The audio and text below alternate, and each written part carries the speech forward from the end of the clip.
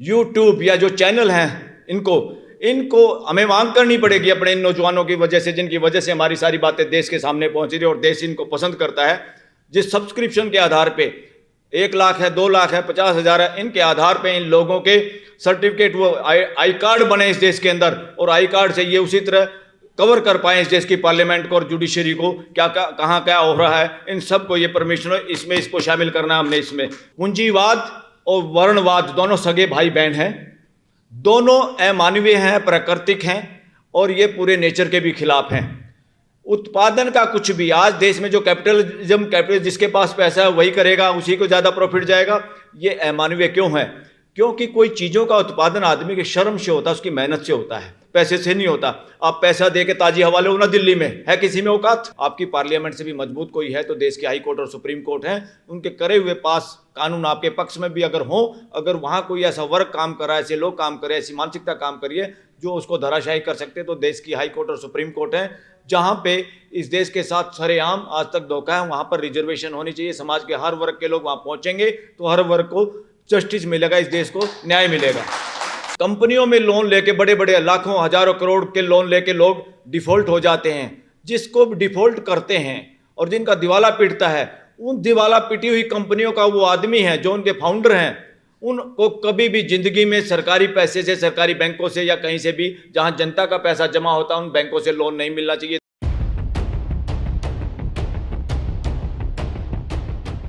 DN Singh ji और सभी team के साथियों को बहुत बहुत बधाई। ये बहुत मील का पत्थर साबित होगा देश में इस तरह का प्रोग्राम कि जनता अपना घोषणा पत्र जारी करे, ये इतिहास इस बात को याद करेगा। मैं 5-7 मिनट में अपनी बात बहुत जल्दी कहना चाहता हूँ। कुछ ऐसे मुद्दे हैं जिसका ध्यान आकर्षण आपका मैं करना चाहता हूँ। साथियों, इस घोषणा पत्र में कुछ और एडिट होगा, कुछ और डिस्कशन के बाद कुछ चीज़ें डाली जाएंगी। कौन कौन सी वो चीज़ें हैं जो मैं ध्यान आकर्षण आप लोगों को करना चाहता हूँ।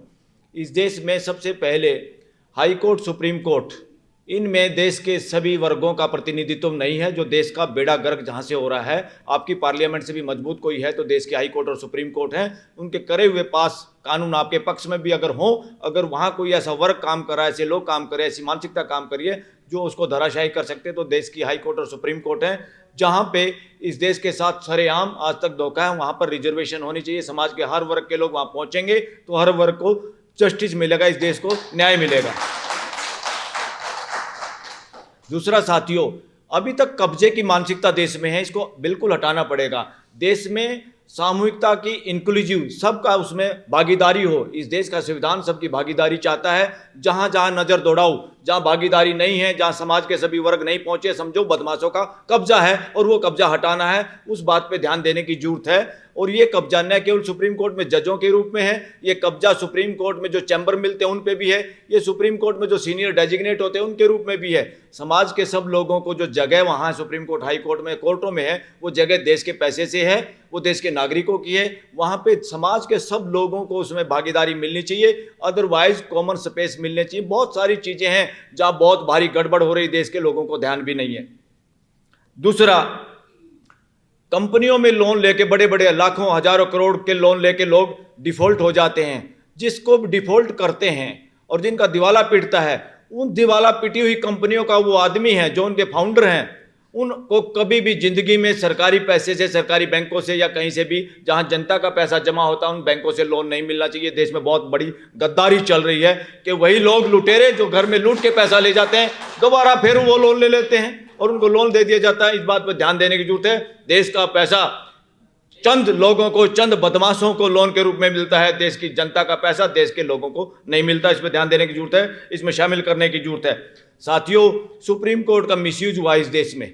सुप्रीम कोर्ट ने संविधान की हत्या की है, संविधान के साथ बिट्रेल किया, गद्दारी की है। 2 मामले प्रमुख हैं। नंबर 1, ये देश आस्था के नाम पे जगह देने का काम नहीं करता और ना कर सकता। इस देश में राम मंदिर का फैसला या बाबरी मस्जिद का फैसला, नंबर 1, वहाँ पर एविडेंस को इग्नोर करके और खाली मेजोरिटी के नाम पे वो फैसला किया गया। इससे हमारे देश की मुस्लिम समाज और दुनिया की नज़रों में हमारी सुप्रीम कोर्ट ने बहुत अन्याय किया है। हम इसकी भर्त्सना करते हैं और फ्यूचर में ऐसा ना हो, इस पर नज़र रखनी पड़ेगी देश को।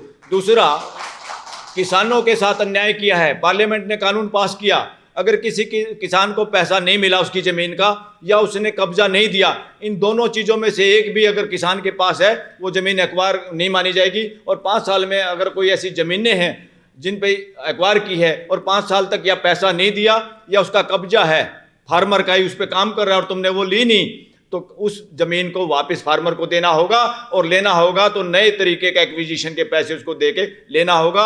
ये दोनों फैसले देश के सुप्रीम कोर्ट ने किए हैं। सुप्रीम कोर्ट से फैसले करवाए हैं जालसाजी करके सरकार ने, और दोनों के दोनों फैसले संविधान की हत्या है। सुप्रीम कोर्ट का एक तरह से इसमें मामले में मिसयूज हुआ है। ये मिसयूज ना हो देश का, इसमें हमने मांग पत्र में रखना पड़ेगा।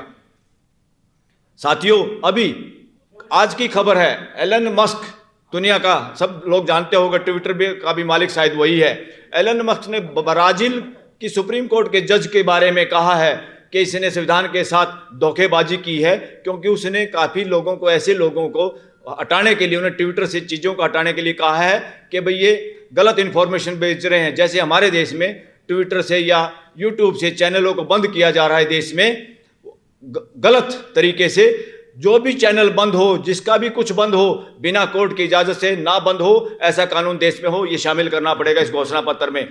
और देश में इस घोषणा पत्र में शामिल करना पड़ेगा, देश का प्राइम मिनिस्टर हो, सीएम हो या मंत्री संतरी जितने देश के हैं, उनको मैंडेटरी, जैसे मैंडेटरी होता ना हाजिरी का, मैंडेटरी प्रेस कॉन्फ्रेंस करनी होगी। और प्रेस कॉन्फ्रेंस भी गोदी मीडिया के सामने नहीं, इस देश के सोशल मीडिया के सामने करनी होगी। यह मांग पत्र जनता की तरफ से होनी चाहिए।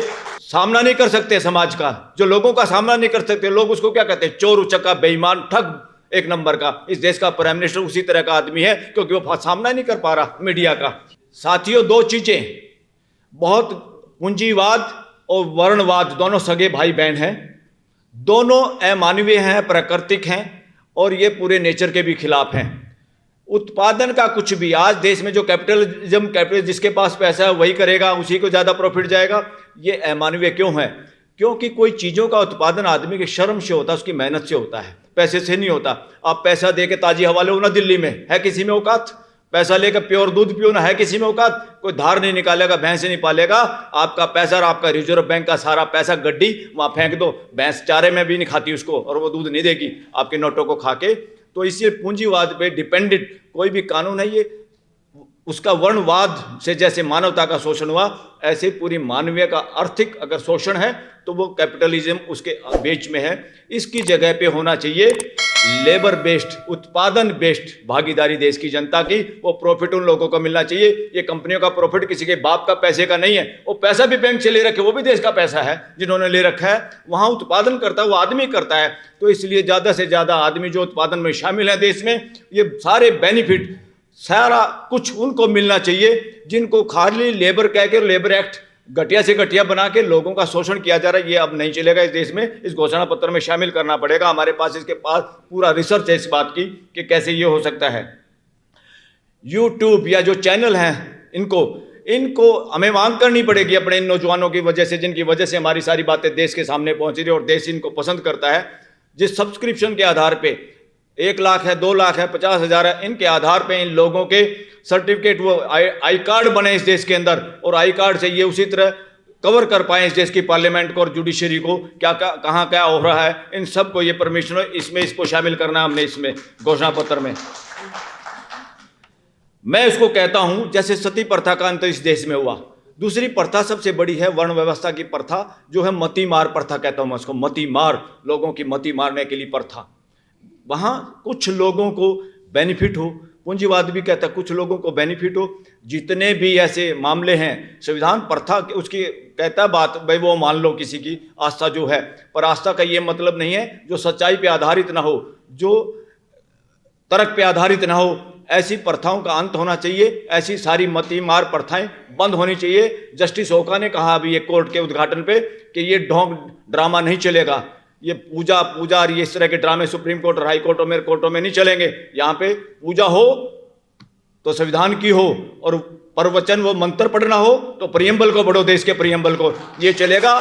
ये मती मार ढोंग सारा बंद होगा कि किस औरत का फोटो लगाएंगे हम, कोई ताकत की देवी, कोई शिक्षा की देवी, को फलाने का खागड़। ये क्या नॉनसेंस, ये देश में अब नहीं चलेगा। ये जिसको चलानी अपने घर में चलाओ, सार्वजनिक जगह पे ये नहीं चलेगा जहाँ पूरे देश का पैसा लगा हुआ है। और इलेक्शन में भी फ्यूचर में घोषणा पत्र में शामिल करना पड़ेगा कि कोई भी फ्यूचर में इलेक्शन हो देश में, राष्ट्रपति शासन लागू होना जरूरी है इस देश में, कोई कार्यवाहक सरकार नहीं। और वो इलेक्शन भी सुप्रीम कोर्ट की देखरेख, सुप्रीम कोर्ट की कमेटी की देखरेख में हो, क्योंकि यहाँ पे ये लोग इतनी बदमाशी और गद्दारी कर सकते हैं, इस देश को पंगु बना सकते हैं, जैसे रूस में पुतिन ने देश को पंगु बनाया हुआ है। दो चीज कह के मैं अपनी जगह लूंगा। इंटेलिजेंस एजेंसी की जवाबदेही पार्लियामेंट के प्रति हो, इस देश में आज तक नहीं है। इंटेलिजेंस का बहुत बड़ा बजट होता है, सारी सरकारें, प्रधानमंत्री उसका मिसयूज करता, किसी को, लोगों को मरवाने में। वो काम है उनका देश की सुरक्षा का, इंटरनल और देश की बाहर की सुरक्षा का। इनसे करवाए क्या जाते हैं काम, नेताओं की, अपोजिशन की, बोलने वाले लोगों की जांच करो, उनके घर के पैरा देखो, क्या करो, उनके फोन टेप करो, फलाना करो, जो असली काम है वो करते नहीं। इन सब की जवाबदेही इस देश के पार्लियामेंट के प्रति हो, आज तक इस देश में नहीं है। सुप्रीम कोर्ट के सामने हमारे साथियों ने केस फाइल किया था, सुप्रीम कोर्ट के जजों ने इसको डिसमिस कर दिया, क्योंकि उसी मानसिकता के लोग बैठे हैं जजों के रूप में। तो इसको हम घोषणा पत्र में शामिल करेंगे, मैं रिक्वेस्ट करूंगा कमेटी से। और दूसरा, हमारे यहाँ फंडामेंटल राइट है इंडिविजुअल के, परिवार का कोई जिक्र नहीं है। दुनिया के 2 संविधानों में परिवार का जिक्र है, यहाँ पे परिवार का जिक्र नहीं। एक केस तो ऐसा आ रहा है जहाँ माँ बाप के पास पैसा है, बच्चे अच्छी नौकरी पे हैं, बहुएं अच्छी नौकरी पे हैं, माँ बाप एक मुकदमा लेके सुप्रीम कोर्ट में आए हैं, 2 दिन के बाद वो लिस्ट हो जाएगा। मुकदमा क्या है कि बच्चे अपने माँ बाप का फोन भी नहीं उठाते, एक बार उसको पता चल गया तो एड्रेस ही बदल लिया घर। यानी अपने माँ बाप को बच्चे, उस माँ बाप की तो हम सोच सकते हैं जिसके पास पैसा नहीं, गरीब है, उनके लिए तो कानून है। माँ बाप मिलना चाहते हैं, इमोशनल हैप्पीनेस भी तो चाहिए। तो देश के संविधान में परिवार के फंडामेंटल राइट्स सुनिश्चित हो कि परिवार नाम की चीज क्या है, परिवार ही दुनिया में वसुधैव कुटुंबकम का आधार है। Thank you very much.